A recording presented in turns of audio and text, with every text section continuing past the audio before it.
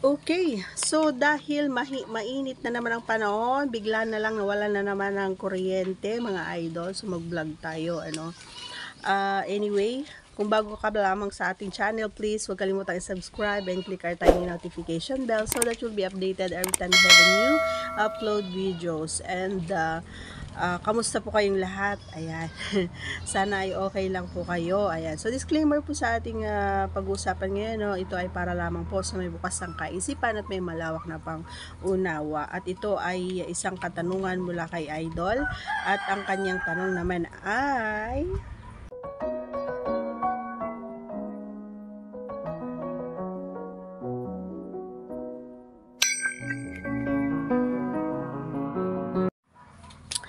so, yun, sasagutin natin ang kanyang katanungan. Okay, inuulit ko ang ating pag-usapan ay para lamang po sa may bukas ang kaisipan at may malawak na pang-unawa. Kasi marami pa rin ang nagko-comment na ganito, ganyan. So, bago natin i-start yung ating topic, mga idol, ayan, di ba sinasabi ko naman na disclaimer, always kung sinasabi yan, mga idol. So, please naman, pag narinig nyo na po yun, wag nyo na pong start panoorin para okay tayo. Diba? Saka hindi lang naman din ako yung nagvo-vlog ng ganito, mga idol. Marami po kami. So, yung iba nga mas mas maano pa sila ako ganito lang ako, 'di ba?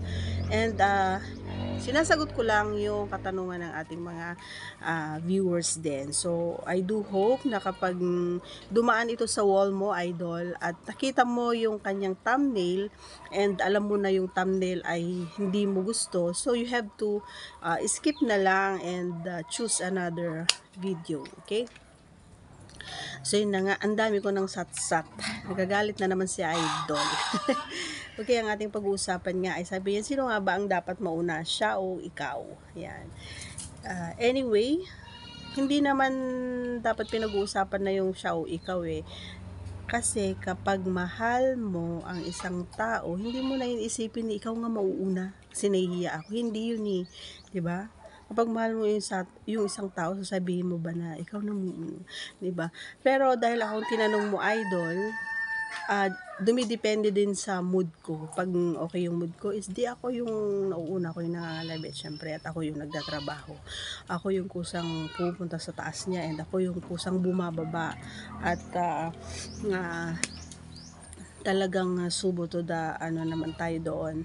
And ganon din naman siya kapag siya yung nasa mood, so siya yung nauuna. And kapag halimbawang ako yung nauna, is hindi naman pwede na hindi naman titigas or hindi naman tatayo, 'di ba? So ang tawag dito, napaka mo naman kung hindi mo maramdaman yung ginagawa ko. So sa amin kasi mag-partner naman kasi is nararamdaman at alam na namin kapag once na yung mga estilo na madalas na ginagawa namin every time na gusto namin na ay ano pang ginagawa mo, magpakipot ka pa ba? Syempre bikangkang ka agad, ganun. Papahirapan mo pa yung sarili yung parehas, parehas naman kayong masasarapan, 'di ba? So yun lang naman ang masasabi ko. Pero most of the time, ako yung nagis, ako yung nauuna, ako yung nag-aaya. Totoo yan. So gusto mo, tara.